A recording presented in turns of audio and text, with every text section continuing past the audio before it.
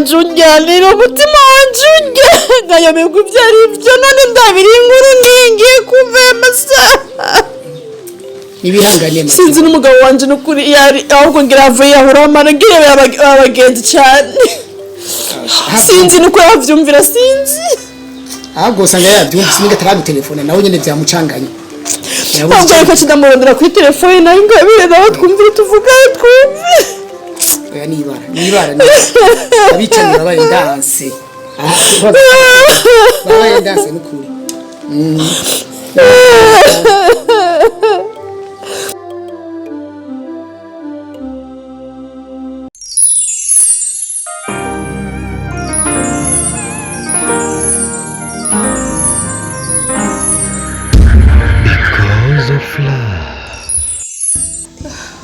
urumva mwana cyo ndagusaba ikintu ureke kugumurira buri mwanya arabugumurira kandi ahugumurira uri bagiye kufisa umwana munde ego uwo mwana nawe agira ingorane salaramekuye mama Faisal David naje yamekuye ikibondo canje mwana wanje naenda musigaranya ari umwe kwihangana birananiye mama sinzi kwihangana birananiye kare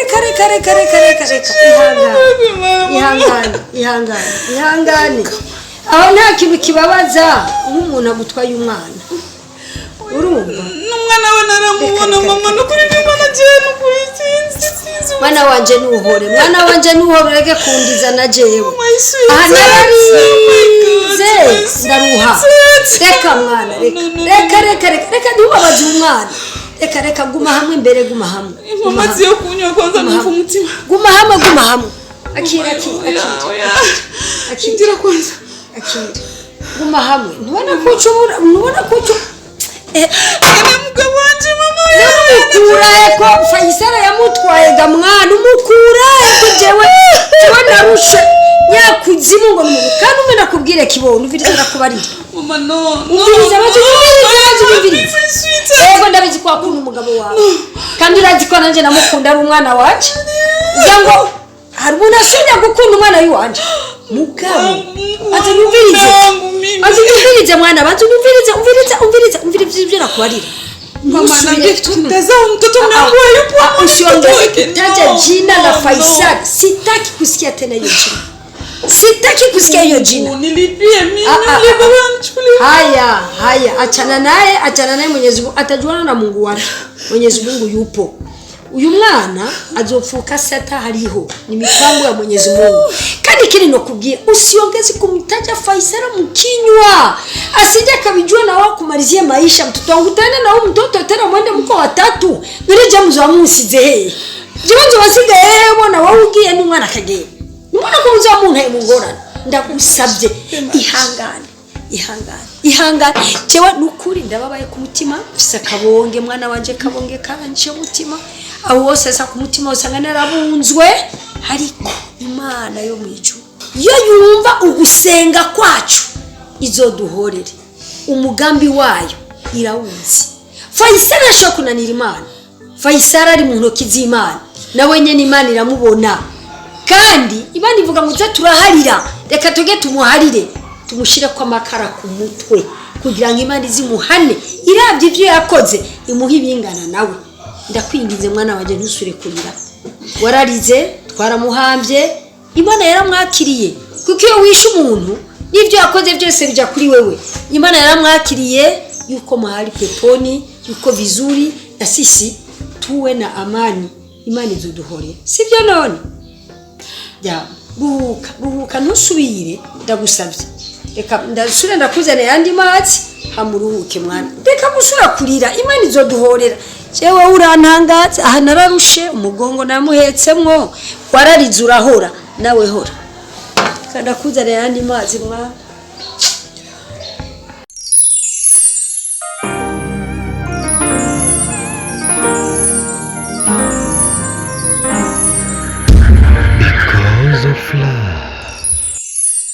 urabona rero kuva igihe ninjiriye ku muryango ujuguri yanyuguririye nk'udahari kuva kijya gihe ninjira ku muryango ujuguri yuguruye nk'udahari umengo si yari abona ibikezi ndinjiye nawe wese anzuhemagurika hageze mbwira tugende kwa muganga sinzi ivyo muri none mutugo mbwire ko makuru ahari tayamenye wewe amakuru ni menshi hariho imodoka ikwegana yatembagariye hari Bugarama umushoferi ngo yasivye none we ntiwamenye ko mugenzi wawe yapfuye mugenzi wanje Bashir ni ndiye mwishi Bashir ujya Yehova ivyo twarabivuganye ko azopfa imbere yaje gushikira sata vyuramenya wewe ntavyo namenye n'ukuri naheke na telefone ndakubura none burya ragwaye Bashir Izinda tu ivyo nivyo wavyumvanye ndi none Bashir ngo bamwinshi none ndiye bikuye uyu muzamu wacu Bujuguri none wewe yabimenye gute Bujuguri amakuru amenya Bujuguri je narayamenya je nicyo kintu kintangaje n'ubugenzi mufitaniye umengo muravukana ku buryo Bujuguri Bujuguri sabwe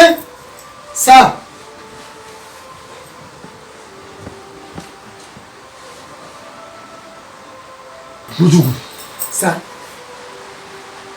ngira telefone wavyumva neza mbaze amakuru wazanye mu rugo y'abapfuye n'abazutse wavyumva neza nkasanga amakuru atariyo uramo naje ban telefone nabyo nsubirira muri uko bagutelefone nanje unterefone muyi uranze ujye munyezamu hariya kuri mugenzi wawe Ntuze Bashir ni ya telefone ambwira ko shebuja yapfuye bamwishi umva ntangora yaragwaye yacikanye kera ntari kwa muganga yapfuye yapfiriye muhira bamwiciye muhira niyo nkuru mfise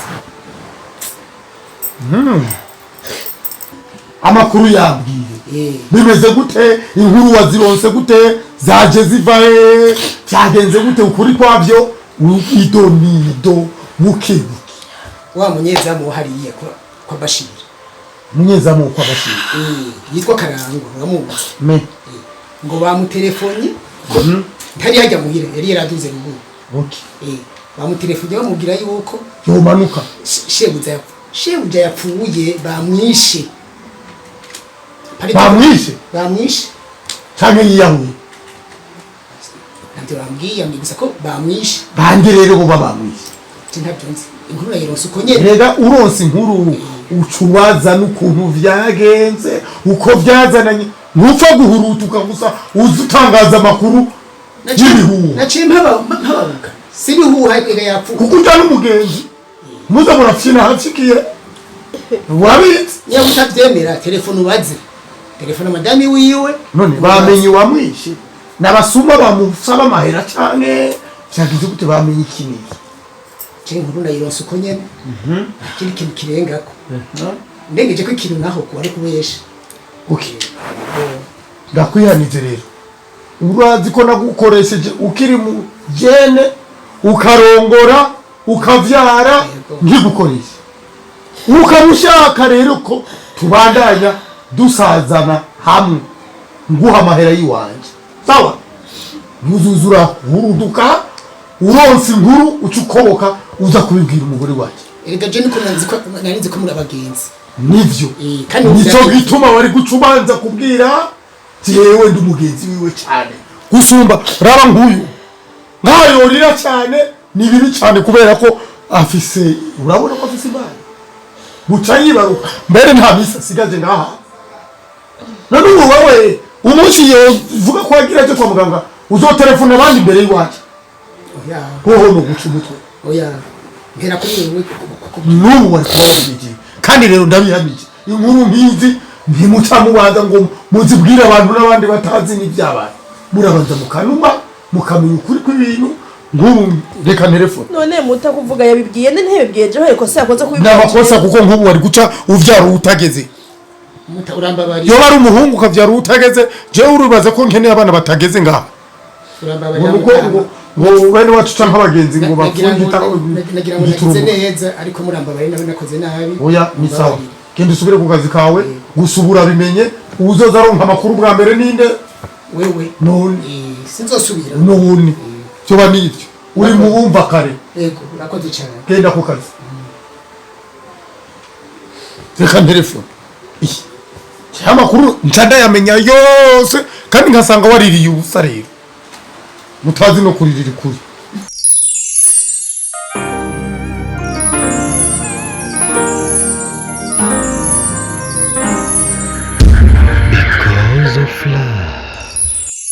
Ngezi. Naam mgabo. Najifikiri kitu ambacho kitaka kufanyika umekiona. Kile nikiona kabisa. Mimi kivyangu ndugu yangu sijafurahia. Ntabwo ndabinezerewe na gato. Kubera iki none? Kubona yuko Mutama afashe umwanzuro wo kuja kwica umuntu azi yuko ari umugenzi wiwe mfanse.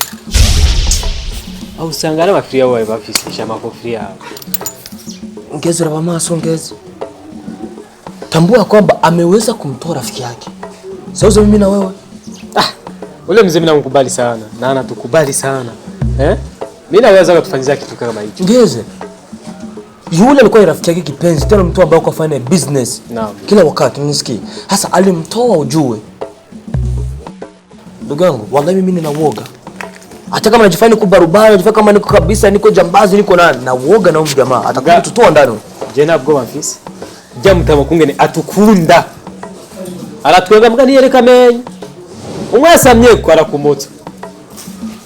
Je, ule mzee mimi namkubali kabisa. Haweza kufanya kitu kama hicho. Unanisikia? Hukuja kuicha Bashiri amiki mugenzi wiwe. Man, icho nabonye John Kimwebuza. Urabona amapistolet mfise. Ubu unye ndamubonye Mutamaje. Imbere kuganira nawe. Zobaza mbenda cookinga na basura ibi kuri cooking. Kurajya agiye gusa kuvuga ngo aribye ngo nayo giye gusa nkuko. Maze kubona icyo uboneza neza mukide mutunga neza y'abana je na. Oh man. Amagara aruta majana. Tunafanya huni lakini usioni hakuna mtu anapenda kufa ndugu yangu. Hakuna anayependa kufa lakini sasa wale kama wameuana wanakufa mapesa. Sasa mimi na wewe na ule mzee tunakufa. Baba nimemkuu yako ule vina wewe naanza kulia. Kwa maana wasimambo leo ni kwako kesho ni kwako. Leo ni kwake imetokea. Kesho utasikia ni kwako mkitaka kumvumbua wala nikumvuga zako tu kidogo hivi amekunyima pesa zake hata kusema vibaya. Yaani vitu umekwenda unatembea zikoloki. Baba mimi hapana loki. Mimi natembea nimeikoki kabisa. Iko bien. Na yaani na mtu mfano anatokea kule vile. Anaambia wana ngabo wewe chef anakuja tu fresh mimi na amekuja mzee. Nachukua zangu na mimi na ikoki moja kwa moja akifika tu mbele yangu fa akitaka kugusa kunywa mimi naichoma mapema mbele mzee na kumaliza. Kwa hiyo unataka kupatia taarifa. Ule mzee baba yeye nimeona nimeyaona kwa rafiki yake imewezekana hata kwangu pia inaweza kuwezekana. Sasa basi unafikiri kuua wewe atakupa taarifa. Laiti na ule angempatia taarifa singemuua. Hivi na kumdrive unaweza kuokopa unajua? Nani wewe? Mimi nakupata kumdrive siku. Wewe mimi naweza kumkopa? Hivi ndio natembea mlango wa gari. Wewe kazi yako ndugu yangu. Bora. Wewe baadaye basi. Hamna noma basi.